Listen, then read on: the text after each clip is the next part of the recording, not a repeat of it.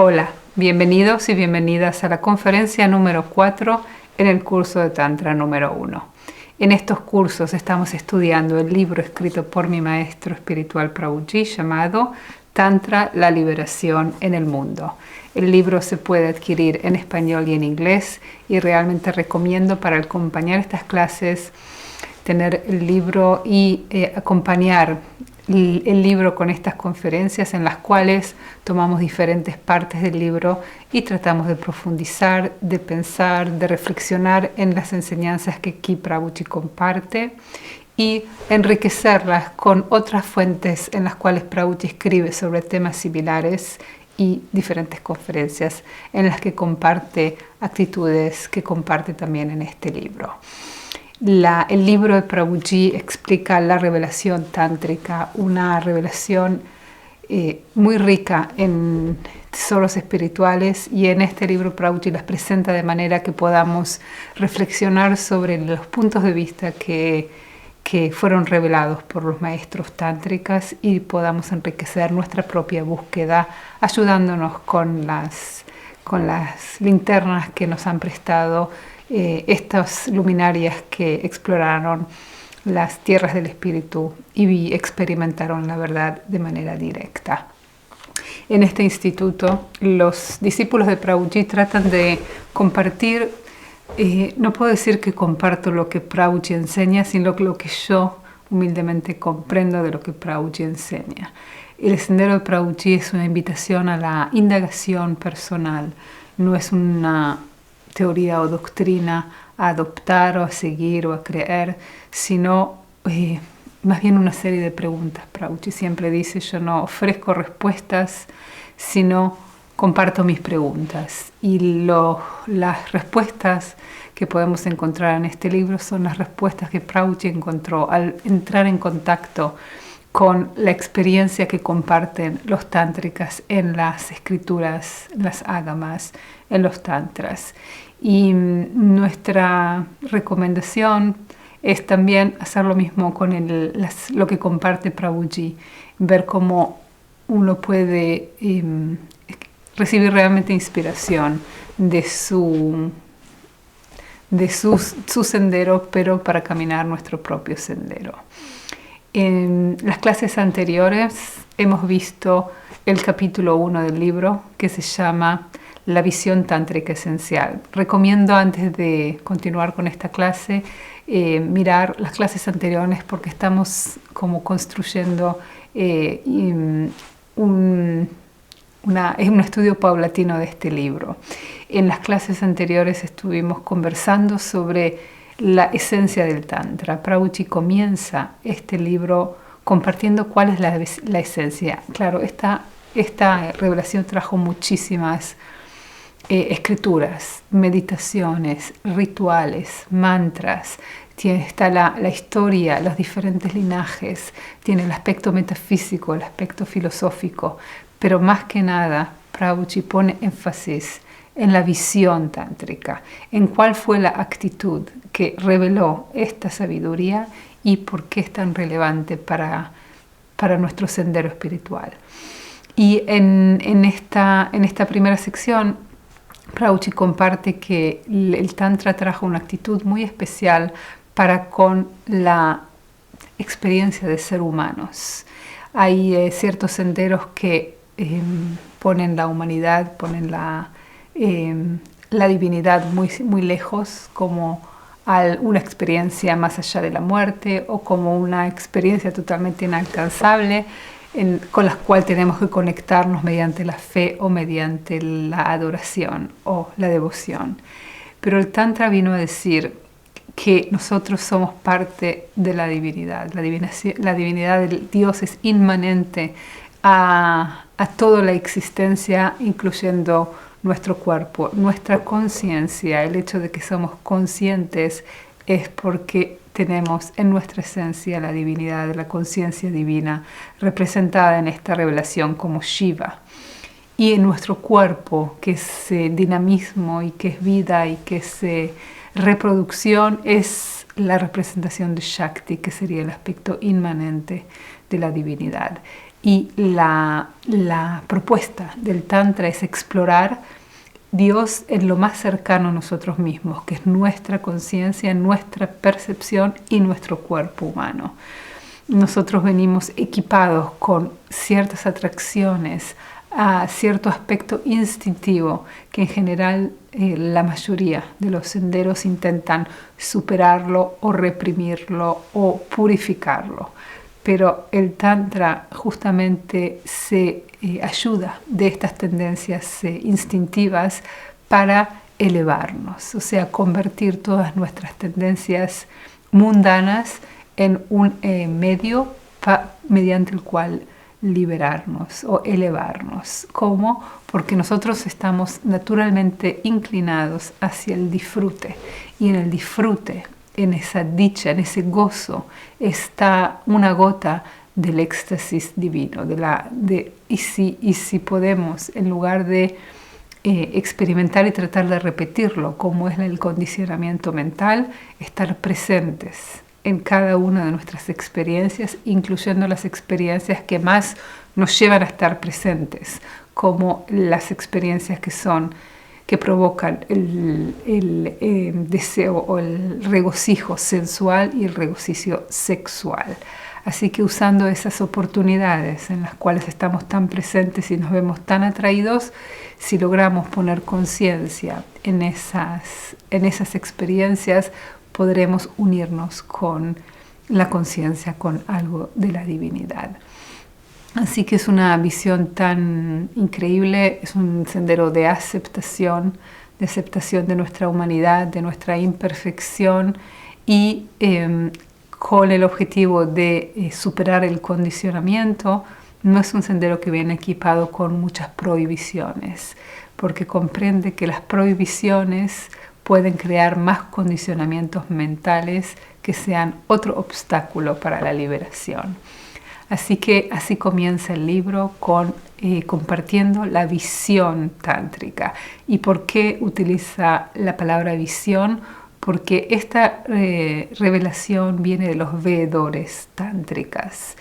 Los veedores son aquellos que han visto la verdad, los rishis, aquellos que tienen Tattva-darshinaha, que pueden describir lo que experimentan. Y esto es una diferencia muy significativa, porque hay muchas teorías sobre qué es Dios, qué es la verdad, hay mucha filosofía, pero el Tantra no es otra filosofía, y Prabhuji pone mucho énfasis en explicar que filosofía es una hipótesis sobre lo que es la realidad, pero los tántricas no compartieron su hipótesis, sino su experiencia. Es más bien una descripción.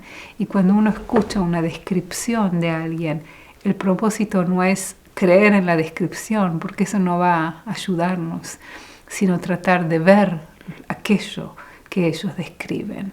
Entonces la visión es porque esta revelación viene a abrirnos los ojos y comprender la esencia de lo que somos. Ese es el propósito.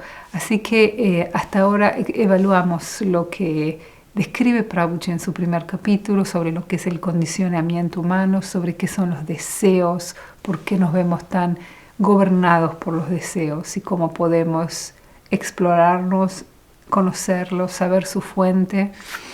Y en esta clase comenzamos el capítulo 2, que se llama Los fundamentos del Tantra. En este capítulo, Prabhupada comienza describiendo y definiendo lo que es el Tantra. Si bien para comprender lo que es el Tantra vamos realmente a tener que leer el libro entero, Prabhupada comienza dando una definición de Ramakanta, que fue un tántrica que vivió del año 950 al año 1000 de nuestra era.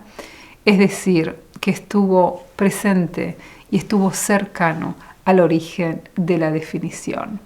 Pero les sorprenderá saber que es una de las pocas definiciones que tenemos sobre el Tantra que provienen de un tántrica. Y por esto se debe a varios motivos.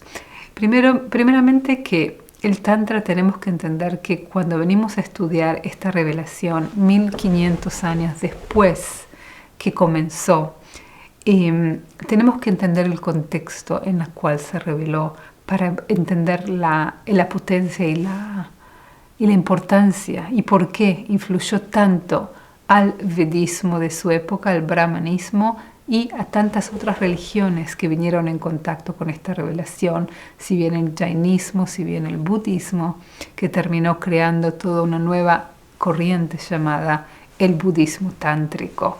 Tanto influyó, y tenemos el Vaishnavismo que influyó creando una nueva corriente llamada el Sahajias. Así que el Tantra fue una revelación tan potente que fue casi imposible desentenderse de las verdades y de la potencia y de la frescura que trajo. Ahora, en su momento, cuando las tradiciones y los linajes estaban vivos, era una revelación no para las masas, era una revelación reservada para los iniciados.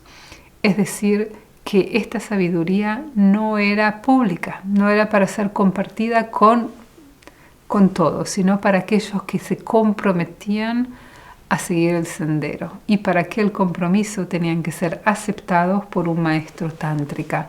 Esta sabiduría, para ser transmitida, tenía que ser transmitida por veedores, por maestros iluminados o maestras iluminadas. Había muchos linajes de gurús femeninos. El Tantra es por excelencia un predominio del Shaktismo, del aspecto femenino de la divinidad y de las practicantes. Entonces había requisitos para ser aceptados en el sendero, así que no se podía revelar a cualquiera.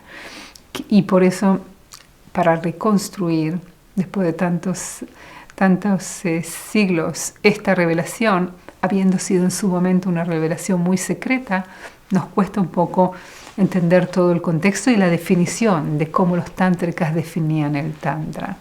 También muchas de las escrituras se perdieron, gracias a Dios muchas sí sobrevivieron, así que sí podemos degustar algo, pero en definitiva el Tantra como tradición terminó fundiéndose dentro del vedismo, lo que era la actitud vaidica y la actitud tántrica terminaron fusionándose en lo que hoy en día conocemos como hinduismo.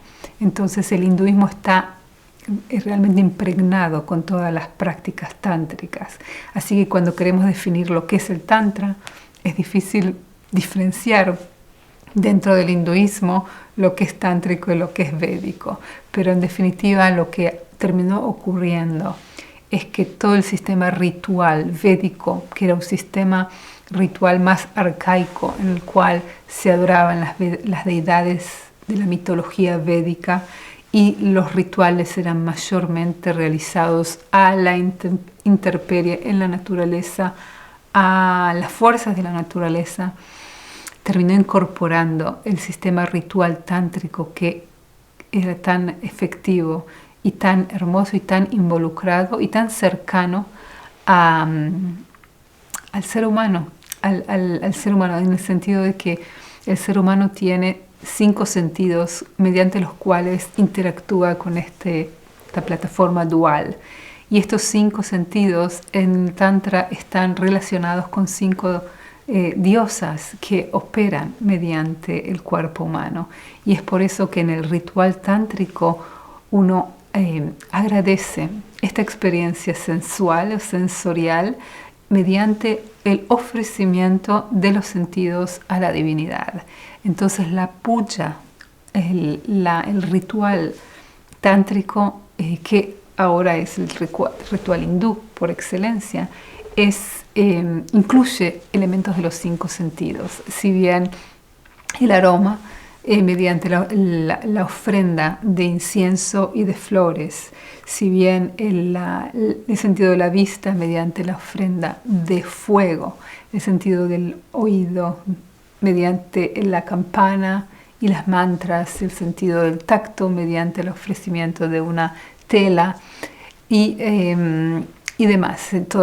Por supuesto, el sentido del gusto mediante prasada, mediante la ofrenda de diferentes comidas. Entonces es decir, yo no soy el dueño de mis sentidos. Esa es la impureza en el ser humano, sentirse el dueño de lo que no le pertenece. Este es el sentido ilusorio del ego. Entonces, la idea de ofrecer es agradecer y ser conscientes de que no soy el origen de mis sentidos, sino que los sentidos le pertenecen al dueño de los sentidos, que es la conciencia, que es la divinidad. Y el sistema de rituales tántricos comenzó con un sistema de deidades. Las deidades, como en las estatuas que son tan características hoy en día del hinduismo, se originan en los tantras, en el cual la representación material de la divinidad está presentada en una forma humana, de manera tal que si uno está identificado con el cuerpo, representar a la deidad, a la divinidad mediante un cuerpo lo va a ayudar a ser capaz de relacionarse más con algo de lo trascendental, porque estamos acostumbrados a relacionarnos con cuerpos. Entonces, extraer esa devoción de manera que se pueda experimentar y representar en una relación como estamos acostumbrados, para en última instancia despertar esta devoción hacia la divinidad. Y la devoción es el origen del amor, y el amor es el comienzo de una fusión entre el amante y el amante y el amado.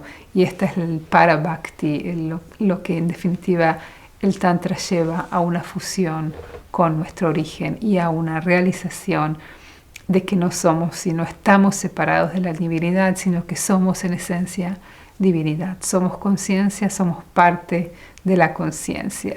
Y todo lo que tratamos de hacer mediante todas las hermosas meditaciones que esta revelación comparte es despertarnos de esta identificación ilusoria que somos un ente separado e independiente del todo.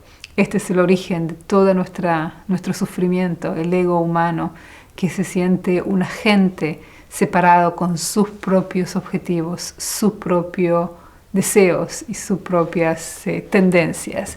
Esta tendencia egoica, ya que va contra la corriente, contra el deseo de la existencia, es lo que en definitiva nos hace vivir una vida de frustración y de fracaso.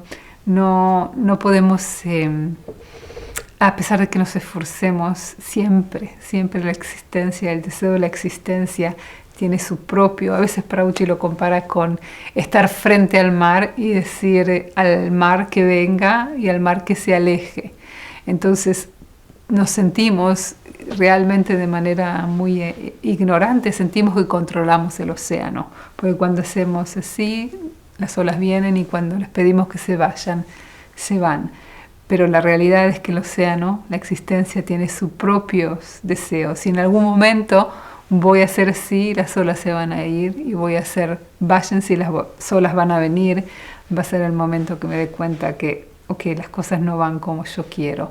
Y este es el origen del sufrimiento, porque toda la idea de entregarse y iniciarse en el sendero es aprender a entregarse al deseo de la conciencia. Hay algo más grande que mi propio deseo egoico, y es algo que puede manifestarse mediante este cuerpo. El hecho de que estamos convencidos de esta separación nos previene la posibilidad de realizarnos y dejar que nuestro cuerpo sea un instrumento para que la divinidad brille y se exprese. El libro se llama Tantra, la liberación en el mundo, porque la idea de esta revelación es que en el mundo uno puede vivir en total armonía con la divinidad. Muchos senderos sugieren evitar todo apego en este mundo, o todo lazo afectivo, o todo disfrute, y esperar el más allá o el paraíso o vivir una vida austera.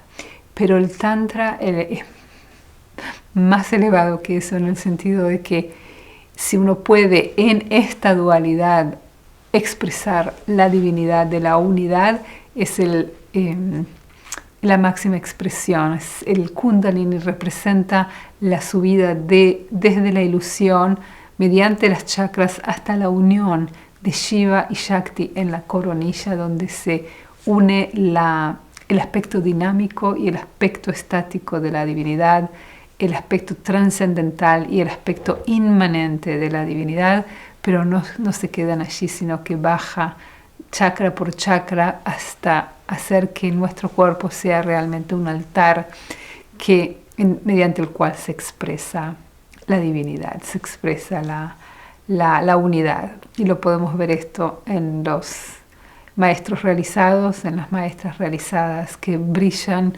la dicha del ser brilla mediante ellos, y el amor incondicional hasta todos los seres es como, eso es lo máximo que uno puede aspirar en este plano y en la vida.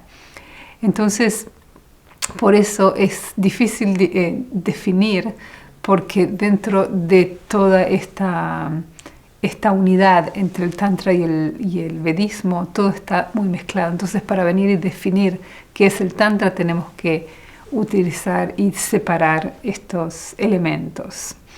Y hay otros motivos por los cuales es difícil definir. Muchas invasiones tuvieron lugar en la India, que vieron cuando llegaron en contacto a una revelación tan realmente de vanguardia, en la cual se utiliza el cuerpo humano o se utiliza la adoración a deidades que son muy sensuales y que están en una relación muy corporal de Shiva y Shakti. Los vemos en diferentes representaciones. Juzgaron esta revelación sin comprenderla, y es por eso que destruyeron muchos de los templos y muchas de las estatuas y de las deidades, dejándonos sin muchas evidencias de lo que fue el Tantra según la época del Tantra. Para reconstruir lo que pasó en su momento, muchas escrituras se quemaron, se destruyeron, y algunas evidencias quedaron escritas en piedra en las paredes de los templos. Y con todas esas evidencias, los historiadores tratan de reconstruir lo que fue la historia y el desarrollo de esta revelación. Pero la historia estamos muy, muy agradecidos a todos los académicos que están interesados en explorar más esta revelación, porque es muy difícil reconstruir la historia del Tantra. Se ha perdido mucho y han pasado muchos siglos sin dejar demasiadas evidencias. Y justamente hay varias generaciones de académicos occidentales que empezaron a reconocer la importancia que tuvo esta revelación y tratar de explorar más sus orígenes.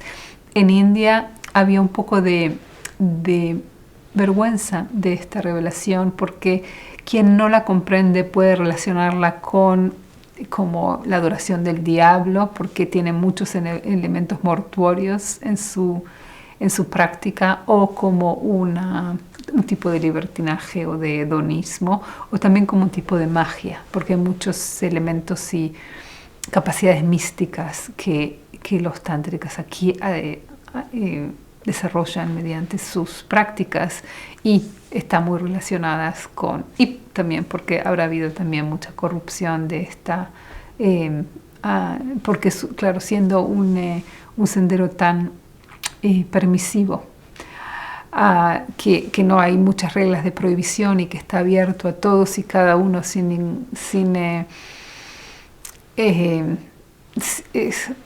condiciones, a todas las castas. Debe haber habido también los tántricas que tomaban partida de este tipo de prácticas como excusa para disfrutar y para consumir carne y para hacer otras. Entonces, todos estos motivos contribuyeron al hecho de que en India no se haya explorado demasiado esta revelación. Pero en las últimas décadas sí tenemos más y más estudios que presentan la historia de esta revelación, y Prabhuji hizo un estudio muy exhaustivo de los diferentes linajes, las diferentes tradiciones, y nos lo presenta con lujo de detalles en este libro fascinante, los diferentes aspectos y las diferentes deidades de esta revelación. Y finalmente la historia. Uno puede pensar que la historia es una ciencia exacta que nos relata los hechos históricos que sucedieron. Pero lo cierto es que la historia es más similar a una ciencia, y en ciencia uno recolecta las evidencias que existen y las propone una hipótesis de cómo se desarrolló esta revelación basadas en las evidencias disponibles. Pero a medida que tenemos más traducciones de escrituras y más evidencias, estas hipótesis se van replanteando para enriquecerse con las evidencias y formular nuevas hipótesis. Así que diría que la historia del Tantra es un poco dinámica, porque va enriqueciéndose y reformulándose a medida que hay más evidencias. Así que lo que vamos a hacer en esta clase es analizar esta definición de Ramakanta y ver sus componentes. Así escribe. ¿Qué es el Tantra? El Tantra consiste en un cuerpo de enseñanzas divinamente reveladas que explica los requisitos y los obstáculos en la práctica de la adoración a la divinidad. Asimismo, describe las ceremonias de iniciación y purificación necesarias para la práctica. Estas enseñanzas se imparten a quienes están cualificados para perseguir los objetivos más altos y bajos de la existencia humana. Comentario de Ramakanta sobre el Sarda Trishati Kalotara 1.1. Esta es la definición de Ramakanta sobre lo que es un tantra. Tantra es otra palabra para describir el ágama, que es la literatura revelada en esta revelación tántrica. Ahora, lo que vamos a hacer en esta clase es analizar esta definición y sus diferentes componentes. Estos son los temas. ¿Qué es el Tantra según Ramakanta? Temas. ¿Qué es el Tantra según Ramakanta? ¿Cuál es el aspecto del Tantra que define? Temas. ¿Qué es el Tantra según Ramakanta? En su definición, ¿cuál es el aspecto de la religión, del esoterismo, de la espiritualidad, del misticismo y de las experiencias místicas? Comencemos. Esta parte de la definición indica que el Tantra tiene un aspecto de religión. Dice así: el Tantra consiste en un cuerpo de enseñanzas divinamente reveladas que explica los requisitos y los obstáculos en la práctica de la adoración a la divinidad. ¿Acaso el Tantra es una religión? Yo diría que el Tantra es una religión, pero no es solamente una religión. Aquí Ramakanta nos da el elemento de una escritura divinamente revelada. Es decir, los ágamas no eran escritos por diferentes seres humanos, eran revelados por veedores que describieron su experiencia directa. Todas las ágamas son conversaciones entre el dios Shiva y la diosa Shakti, representada como Parvati, como Bhairava y Bhairavi, como Kuleshwara y Kuleshwari. Y estas conversaciones transmiten toda la sabiduría espiritual. Es tan bonito ver cómo son realmente guías muy prácticas para la liberación, en las cuales Shiva revela las diferentes maneras de lograr superar la ignorancia humana. Y por eso que esta revelación no es realmente un grupo de creencias, sino una manera muy práctica que ha llevado a cientos de personas a la liberación. Y es por eso que ya nadie podía hacer desentenderse de esta revelación, porque ha sido tan efectiva con tantos linajes y tantos maestros iluminados. También Ramakanta indica que es una escritura que comparte el sistema de adoración. Entonces tenemos la adoración. Para definir si el Tantra es una religión, quisiera traer definiciones de lo que es una religión, porque para decir si es o no es, tenemos que estar seguros que nos ponemos de acuerdo en cuál es la definición de la religión. En estas definiciones son realmente definiciones de diccionario, de enciclopedias. No es la manera que Prabhuji definiría la religión. Eso lo vamos a ver en la clase siguiente. Así dice el diccionario sobre qué es la religión. Definiciones de religión. La creencia en la existencia de Dios o dioses y las actividades que están relacionadas con el culto a ellos o en las enseñanzas de un líder espiritual. 2. La creencia y o la adoración de un poder controlador sobrehumano, especialmente un dios o dioses personales. 3. Un conjunto personal de sistemas institucionalizados de actitudes, creencias y prácticas religiosas. El Tantra no es una religión en el sentido de un sistema de dogmas, creencias, costumbres o una religión institucionalizada en la pertenencia a cierto credo. La religión que trajo el Tantra es de hecho una antirreligión.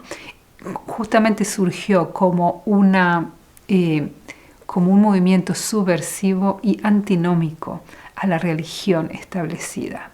En lugar de poner la religión en las manos de los representantes de la divinidad, en su momento eran los brahmanas, trajeron la religión y Dios muy cercano a cada uno de nosotros. Y abrieron las puertas del desarrollo y de la liberación a todos y cada uno. En su momento, quienes eran de castas como los Shudras, como los como los Kshatriyas, no estaban destinados a la liberación. Las mujeres no estaban destinadas a la liberación.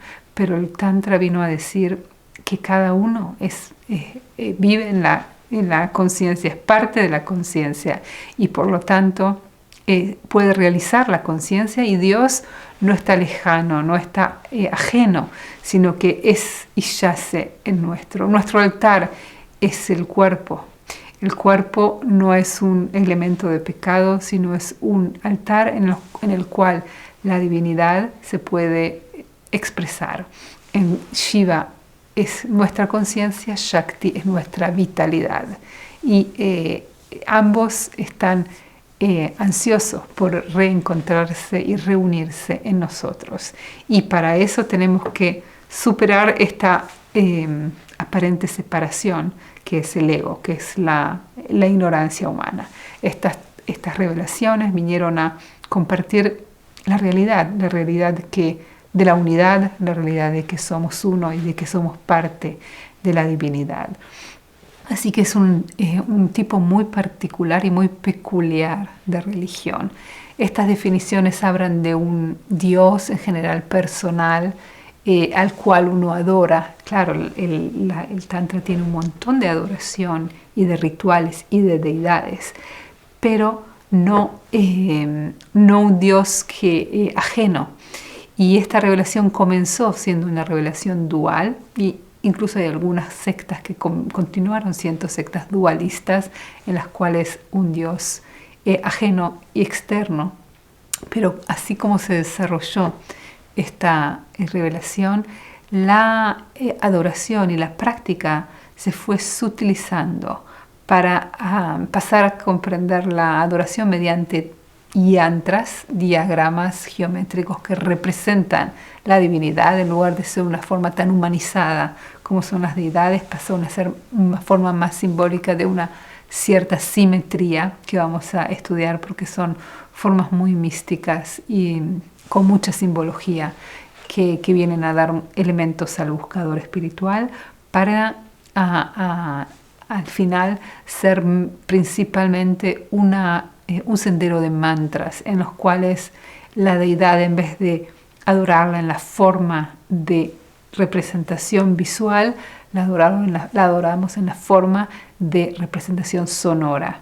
Toda la esencia de la fuerza de la deidad está contenida en el sonido, en la mantra.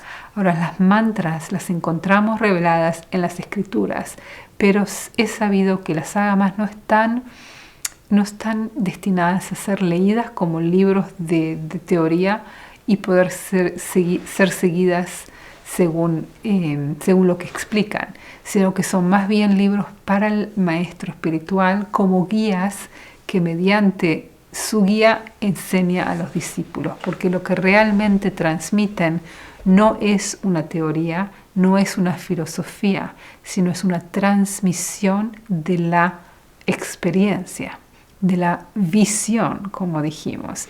Entonces los mantras uno puede leer las letras o las palabras que contienen, pero la transmisión, la vibración, la fuerza que ellas representan solo pueden ser recibidas de alguien que ve esa unidad, que ve la esencia de la deidad, así que tenían que ser recibidas mediante el maestro iluminado.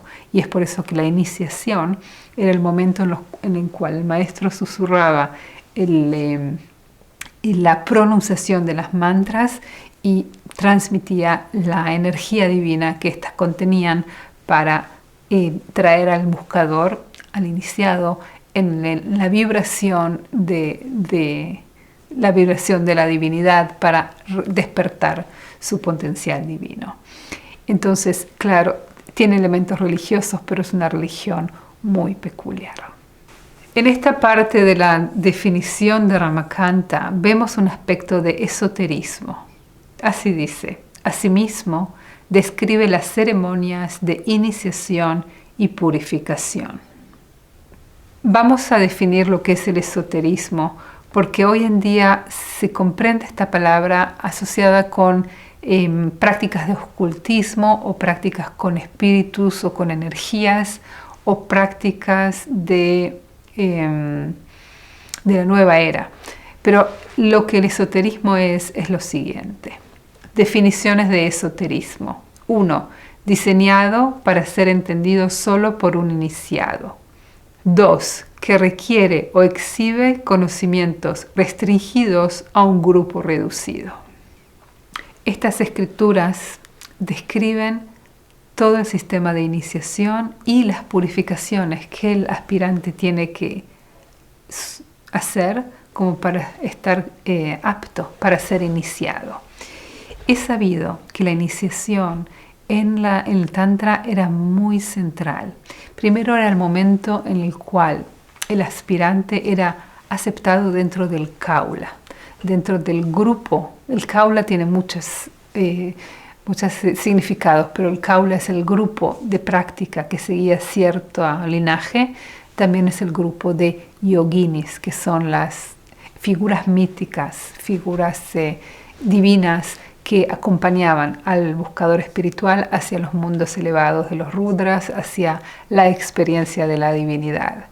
Y en la iniciación en Tantra es muy diferente a lo que nosotros podemos pensar como, por ejemplo, una iniciación de una carrera universitaria. Cuando somos aceptados a cierta universidad es porque tenemos las aptitudes requeridas para la aceptación. Y en el momento que somos iniciados o aceptados, comenzamos el proceso de educación hasta al final del proceso recibir el título o la cualificación. Pero la iniciación dentro de la revelación esta es justamente lo contrario. En el momento que uno se ve iniciado, en ese momento recibe toda la sabiduría. Es el momento donde toda la sabiduría, toda la experiencia eran iniciaciones muy, muy potentes en las cuales le mostraban al buscador el final del sendero, toda la experiencia de la unidad. Era el momento del Shaktipad, en el cual el maestro le transmitía toda la energía espiritual. Y el sendero que iba a tener que seguir, lo iba a seguir ya sabiendo hacia dónde caminar, sabiendo lo que es la experiencia directa y sabiendo hacia qué aspirar y hacia dónde. Y la purificación que describe aquí, las ceremonias de purificación, es porque lo que tenemos que purificar es la actitud egoica. El Tantra tiene una definición muy interesante de lo que es puro e impuro, porque viene a oponerse al condicionamiento religioso védico que prohibía muchas de las sustancias que justamente el Tantra trata con ellas, trabaja con ellas para superar este rechazo causado por el condicionamiento religioso. El Tantra dice que podemos estar condicionados por el egoísmo, pero podemos estar también condicionados por la santidad, es decir, sentirnos religiosos, sentirnos que estamos en el sendero correcto y el ego se fortalece y se enorgullece siendo un ego religioso. Para seguir el sendero del Tantra hay que romper incluso con nuestra santidad y es por eso que experimentan con todas las cosas prohibidas o consideradas mundanas. Así que sí, definitivamente el aspecto esotérico era muy central para entender la definición de lo que es el Tantra. Esta parte de la definición de Ramakanta indica el aspecto de la espiritualidad, necesarias para la práctica. Aquí Ramakanta habla de la práctica. El sendero está enriquecido con mucha práctica. Definamos lo que es la espiritualidad. Definiciones de espiritualidad. 1. La cualidad de ocuparse del espíritu o del alma humana a diferencia de las cosas materiales o físicas. 2. Diferencia entre religión y espiritualidad. La religión es un conjunto específico de creencias y prácticas organizadas. La espiritualidad es más una práctica individual y tiene que ver con tener una sensación de paz y propósito. 3. También se relaciona con el proceso de desarrollo de creencias en torno al significado de la vida y la conexión con los demás. En nuestros días es común escuchar que la gente dice: yo soy una persona espiritual, pero no soy una persona religiosa. O yo me veo atraído a prácticas espirituales, pero la religión me causa rechazo. Cuando uno habla de espiritualidad en general, según la definición, se refiere a prácticas que lo llevan a uno a desarrollar el espíritu, a desarrollar una paz interior, a un sentido de significado, de conexión con los demás y ciertas prácticas que uno adopta para su propio desarrollo. Eso es la espiritualidad y Ramakanta lo dice, que hay prácticas, que hay muchas indicaciones de las prácticas necesarias en este sendero. Lo que quiero advertir, y me siento responsable de advertir, es que si bien incluso el Tantra no es una religión convencional, como dice el diccionario, que son prácticas organizadas o creencias colectivas, junto con eso la importancia de ser cuidadosos cuando uno adopta prácticas espirituales, porque en definitiva la realización de la espiritualidad es poder superar el sentido de separación y la ilusión egoica, porque esto es todo. Si uno quiere alcanzar la paz, todo lo que es ruido y sufrimiento en nosotros es esta identificación mental, este apego, la ilusión de la mente. Y si buscamos practicar prácticas como la meditación, como el yoga, buscamos tranquilizarnos o volvernos más introspectivos. La mente, la identificación con la mente es todo lo que nos hace sufrir, estar estresados o estar exteriorizados. Pero si uno adopta la espiritualidad de manera independiente, es decir, que uno se hace su propia combinación o su propia fórmula de las cosas que uno se siente atraído y le gustan, y deja de lado toda la religión, que en general es un aspecto que viene a causar cierta incomodidad al ego mediante ciertas instrucciones o compromisos o prácticas que son un poco incómodas o que requieren más disciplina o más poner de lado nuestras preferencias. Si uno toma solamente lo que le gusta, puede ser que esté sacándoles todas las vitaminas a este tipo de revelación, que viene cargada con la posibilidad de liberarnos, no de agregarnos alguna decoración a nuestro ego. El ego es muy astuto para no desaparecer. ¿Qué es el ego? Prabhupada dice, el ego no es alguien y no es algo que podemos culpar, que es separado de nosotros, que digo, no soy yo, no es mi culpa, es mi ego que reaccionó, es mi ego que se enojó. El ego es una actitud, es una manera de entendernos mediante esta ilusión que somos un ente separado de la divinidad, independiente, con sus propios objetivos y con el objetivo de defender todo lo que a mí concerne y desentenderme de lo que concerne a los demás. Entonces, esta actitud no puede ser una actitud que nos traiga ninguna paz, es el origen de todo nuestro. Y si algo uno logra superar el ego, dedicarse o olvidarse o incluso amar a alguien es ser menos ego, porque uno pone al otro en el lugar de uno. Y es así como la revelación tántrica era la revelación de los amantes de Dios. Y este es el objetivo de entregarse a una relación en donde Dios ocupa un lugar central, y mientras podamos poner a alguien que no es nuestro ego en el centro, ahí encontraremos la dicha. Si hay momentos que ustedes pueden recordar como momentos de algo mágico, son momentos donde el ego está un poco más de lado y uno puede anularse para el otro, anularse para una causa superior. Ahí está el sentido de la vida, ahí está la alegría de la vida, y ahí estamos más cerca de nuestra naturaleza.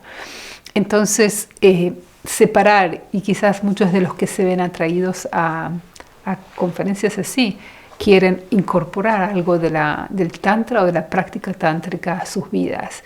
Entonces siento la responsabilidad de decir que usar el tantra o usar este libro que Prabhupada escribió para decorar más el ego no va a ser el mejor uso de este conocimiento, porque el propósito es algo mucho más que decorar el ego, o que ser un ego yógico, o que ser un ego tántrico. Es ser sin ego, es superar el ego, y esto es el sendero. El sendero requería la iniciación, requería la entrega, y era más bien una aventura a ir y superar el condicionamiento, que no hay nada más difícil. Puedo decir por mi propia experiencia que es muy, muy difícil superar el condicionamiento mental. Está muy incrustado en nuestra concepción y manera de ver la vida, y un milímetro que uno puede tratar de reaccionar o vivir no según el condicionamiento es el éxtasis de estar vivo, porque estar incondicionado es estar robotizado, estar mecanizado dentro de una reacción automática, y es nuestra tragedia, es nuestro sufrimiento. Y cuando uno logra oponerse incluso un poquito, y no es fácil, no es fácil, puedes sentir ese respiro de libertad, que uno dice, wow, hay algo más allá del condicionamiento. Entonces el conocimiento no es algo que uno puede agregarse más condiciones, más prácticas y superar el condicionamiento. Es justamente ir a donde nos cuesta, salir de nuestra zona de confort. Entonces, cuando lo comparo con alguien que dice que quiere viajar a Marte, ¿okay? Mi objetivo en la vida es viajar a Marte, quiero aterrizar en Marte. Y si le dices, wow, qué ambicioso, qué objetivo tan elevado, ¿cuáles son tus planes? ¿Cómo lo piensas hacer? Y mi plan es inventar el fuego, luego inventar las leyes de la aeronáutica, luego construir mi propio cohete y subirme al cohete y aterrizar en Marte. Entonces yo le preguntaría a esta persona, pero qué raro, ya se inventó el fuego hace miles de años y ya se inventaron las leyes de la aeronáutica hace décadas. Y de hecho ya hay cohetes, ¿sabes?, que aterrizaron en la Luna. Está la NASA, está SpaceX. ¿Por qué no vas y tratas de aprender qué se hizo ya? No. Yo quiero hacerlo a mi manera, con mi fórmula, con las cosas que a mí me atraen y yo voy a hacerlo en mi estilo, en mi sendero. Si yo veo esta reacción, lo que me parece es que yo pondría en duda las intenciones reales de esta persona de un día llegar a Marte, porque pareciera ser que disfruta más de un sueño, de algún futuro que va a llegar a Marte, de realmente lograrlo. Porque si uno tiene la sincera intención de llegar a Marte, entonces va a tener también la humildad de aprender de quienes hicieron un avance. Este es el sendero retroprogresivo de Prabhuji. Retro, es decir, ir hacia lo que ya se hizo, estudiar las tradiciones que ya se revelaron, pero no para creerlas, sino para progresar por el propio sendero. Entonces, basarse en lo que ya se hizo, basarse en lo que se reveló para revelar por uno mismo. Similarmente, esta persona, ¿por qué inventar todo? ¿Por qué no basarse? No porque yo no soy religioso, no porque yo no soy dogmático, no porque yo no soy arcaico. Ok, quizás quiere vivir con el sueño de un día llegar a Marte, pero si hablamos de la liberación y si realmente reconocemos el sincero deseo de la liberación, es muchísimo más difícil que llegar a Marte. Es más probable que en esta vida, con este cuerpo, aterrice un día en Marte que la liberación. La liberación necesita toda la energía para romper el condicionamiento, que es muy fuerte, está muy incrustado en nuestra actitud egoica. Entonces, para eso necesitaremos toda la intención. Y lo que yo digo cuando digo que tenemos que reconocer la actitud sincera es ver si lo que buscamos mediante venir y escuchar esta conferencia sobre el Tantra es decorar nuestro ego o es superar nuestro ego. Mi humilde consejo es no usar esto para decorar el ego, porque va a ser simplemente estar más en oscuridad y no vamos a recibir algo positivo, porque nada positivo puede salir de la oscuridad, sino usar esta sabiduría sí para conocernos, sí para iluminar nuestros lugares oscuros, sí para entender el peligro y el peligro de la autocondena, el peligro de la represión. Claro, nos puede dar muchísima luz para entendernos, pero es importante entender que es un sendero de liberación, que aspira a la experiencia directa del ser y no es una práctica para agregarme un conocimiento o para enaltecer mi imagen. Ahora soy una persona tántrica. No, es lo de la persona, eso es lo que el Tantra viene a eliminar. No sos una persona, sos parte de la divinidad. Y para eso hay que conocernos, hay que investigarnos. Todo el sendero retroprogresivo invita a la investigación.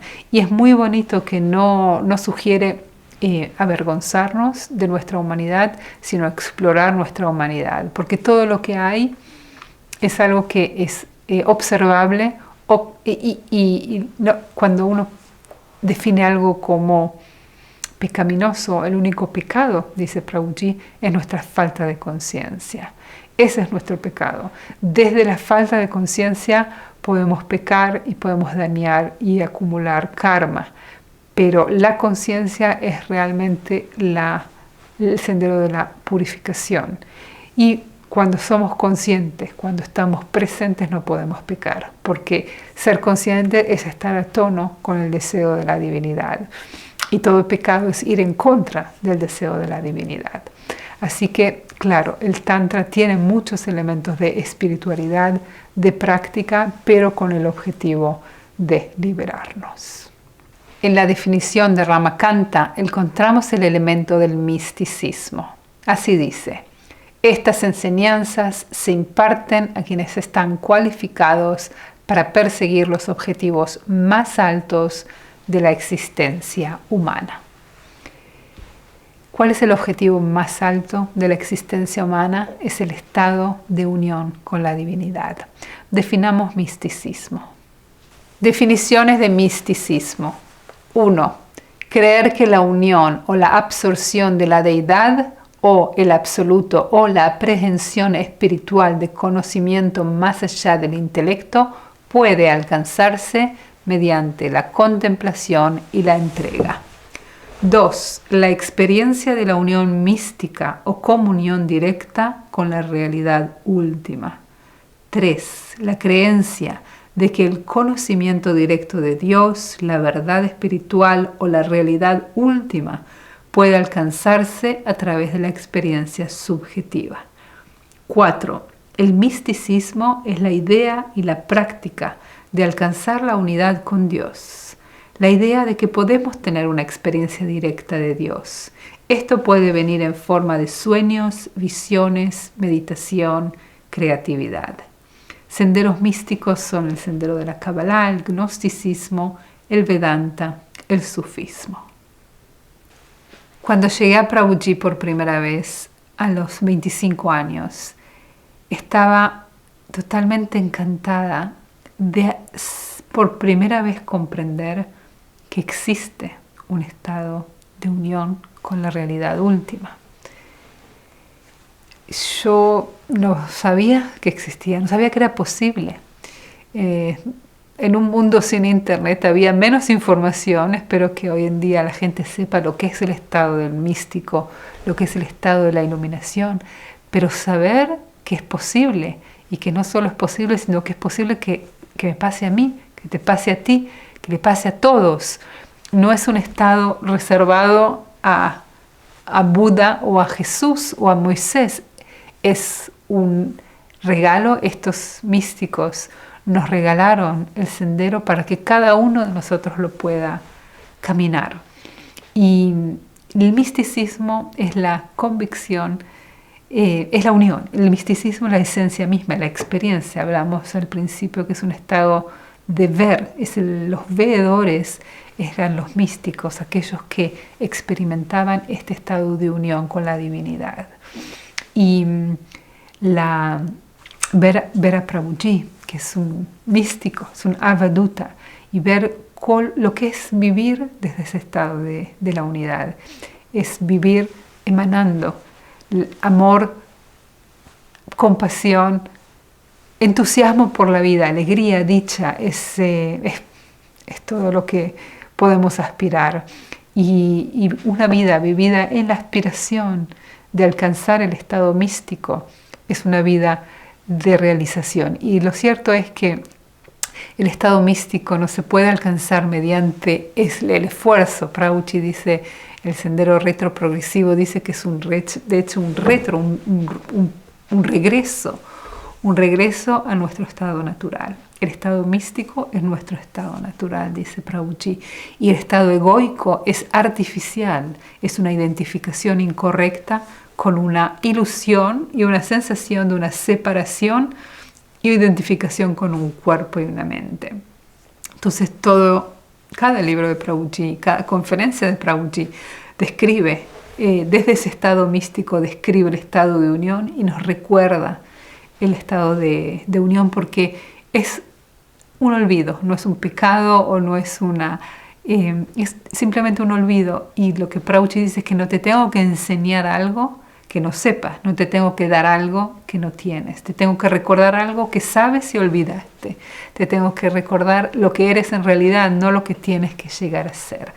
Así que todo este sendero, y es por eso que el sendero de Prabhuji se vio tan enriquecido con la actitud del Tantra, porque el Tantra es un sendero de aceptación de nuestra naturaleza, de compasión para con nuestra ignorancia Y el estado místico es un estado que se alcanza en el momento que uno relaja la ilusión. Prabhuji en su sendero es tan inspirador. Cuando él tenía 8 años, tuvo una experiencia mística en la cual experimentó este estado místico de unión con la verdad última. Y era un niño, tenía 8 años. Y en ese momento vio todo, vio su esencia, vio que todo está contenido de hecho dentro de uno mismo, que somos parte de la misma conciencia. Y siendo un niño y no sabiendo lo que era, se asustó tanto que toda esa experiencia se contrajo en sí mismo y desapareció. Y tan sorprendido y encantado con lo que pasó, fue a preguntarle a sus padres, a sus maestros, qué es ese estado y cómo puedo volver. ¿Cuál es esa luz? La luz que está adentro, la luz que es la esencia de todo lo que existe. Y no supieron decirle, dijeron, ok, este niño es muy imaginativo, pero él sabía que no fue una imaginación y que no fue un sueño, sino que fue una experiencia mística. Y fue así como dedicó toda su vida, durante 30 años, a buscar y a buscar y a buscar esa experiencia. Con el tiempo aprendió que es un estado místico, es el estado de los iluminados, y fue a aprender a diferentes maestros, estudió los senderos que los veedores de todos los tiempos nos entregaron, porque cada religión es la herencia de alguien que vio y que comenta, describe su relación con el todo y nos propone un sendero a seguir para lograr esa unión.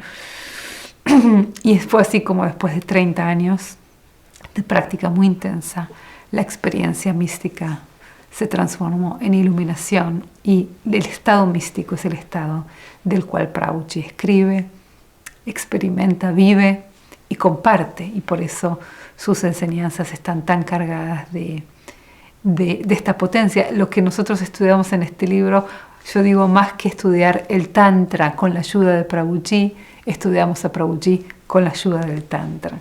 Así que venir en contacto con un místico de nuestras épocas que sabe cuáles son nuestros problemas modernos, cuál es nuestra psicología, cuáles son las cosas que nos previenen este estado de unión tan cercano a nuestra realidad, habiendo recorrido por sí mismo su esencia, es tan significativo, y por eso dediqué mi vida a tratar de aprender de él, de vivir, de tratar de aplicar como yo lo comprendo, sus enseñanzas, y en este contexto de compartirlas. Así que el misticismo es lo que el Tantra aspira, lo llama el estado más elevado de la experiencia humana, y desde ese estado místico se revelaron todas las escrituras.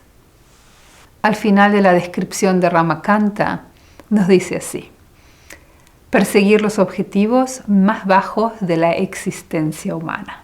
Esta parte de la definición puede sorprendernos porque es claro que indique que los tantras ayudan a llegar a los objetivos más elevados del ser humano. Pero los objetivos más bajos del ser humano, ¿a qué se refiere? En el contexto del Tantra, se refiere a las experiencias o los poderes místicos. Los tántricas eran equipados con poderes místicos, y es sabido que es una de las cosas que el sendero daba, es la capacidad a los practicantes de superar las leyes de la naturaleza mediante los diferentes mantras y los diferentes rituales que realizaban.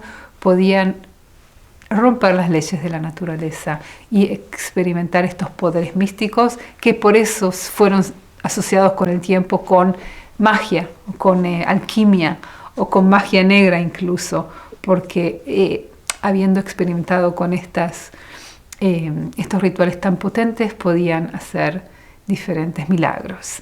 Entonces, lo que trata de decir Ramakanta es que sí, los tantras explican eso, pero esos son los objetivos más bajos del ser humano. Son como cosas que que los practicantes van a necesitar, pero no es el objetivo del Tantra poder hacer milagros. El objetivo del Tantra es el objetivo más elevado, que es el estado de unión con la divinidad, que es el estado místico. Para finalizar, quiero traerles esta definición de lo que es el misticismo. La emoción más hermosa que podemos experimentar es la mística. Es el poder de todo arte y ciencia verdaderos. Aquel a quien esta emoción le resulte extraña, que ya no pueda maravillarse, es como si estuviera muerto. Albert Einstein. Puede sorprendernos que Albert Einstein describa la sensación, el sentimiento místico. La emoción mística lo llama. Porque claro, él es el representante, quizás el símbolo de la genialidad intelectual, de la actitud científica hacia la verdad. Y cómo puede Einstein, el ateísmo, cómo puede él hablar de la mística, de la emoción mística. Es tan bonito ver cómo reconoce con tanta humildad que la verdadera ciencia es una consecuencia de esta emoción mística, de esta magia que está más allá de la capacidad humana, que la verdadera ciencia uno puede hacer con el intelecto, pero la verdadera ciencia es aquella que puede revelar algo místico, algo más allá de lo que es, algo de esta sabiduría que viene de algo que está más allá de la capacidad humana. Y él menciona esta capacidad de maravilla, de maravillarse ante el milagro, ante el misterio. Y Prabhuji habla muchísimo del asombro, de la maravilla. Y dice que él no enseña nada, realmente Prabhuji no busca ni convencer, ni busca seguidores, pero dice que solo comparte mediante su mensaje su maravilla, su asombro hacia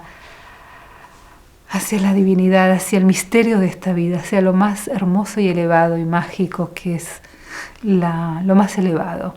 Y si en algo puede ayudarnos a contagiarnos con este asombro, el asombro nos va a llevar, el asombro va a ser nuestro guía, el asombro nos va a llevar hacia esa curiosidad que no nos va a dejar estar encerrados dentro de lo conocido, que es la mente. La mente lo que hace es agarra el misterio y lo mata, lo hace conocido, agarra un milagro que es la vida y lo transforma en un concepto conocido mental y vive desde su imagen mental de lo que es la vida. Y por eso que perdemos el entusiasmo, y Einstein dice es como si hubiéramos muerto si perdemos el entusiasmo. Y estando dentro de lo conocido, dentro de la caja de la mente, es matar, es la magia y matar el entusiasmo que nos puede dar el asombro, porque la vida es un milagro y el misterio es para ser vivido, y la divinidad no es para creer en ella, sino para unirse con ella, con esta fuerza de la devoción. Y esta revelación nos trae tantas pautas, tanta ayuda y tanta sabiduría como para descubrir nuestra propia unión y caminar en el sendero hacia liberarnos de nuestro condicionamiento y realizarnos como nuestra esencia, como la conciencia que realmente somos. Así que escrituras como estas nos abren mucho las puertas, y Prabhuji con su generosidad comparte esta revelación de manera tal que podamos digerirla. Por lo tanto, yo los invito a leer este libro, a profundizar, a dedicarse a una lectura reflexiva e introspectiva para que cada uno encuentre esas chispas de asombro que les permitan observar el misterio y vivirlo y realizarlo. Así que esta es la definición de Ramakanta. Lo que vamos a hacer la clase siguiente es tomar la definición de Prabhuji sobre lo que es el Tantra y analizar estos componentes del misticismo, la religión, la espiritualidad dentro del mensaje del sendero retroprogresivo.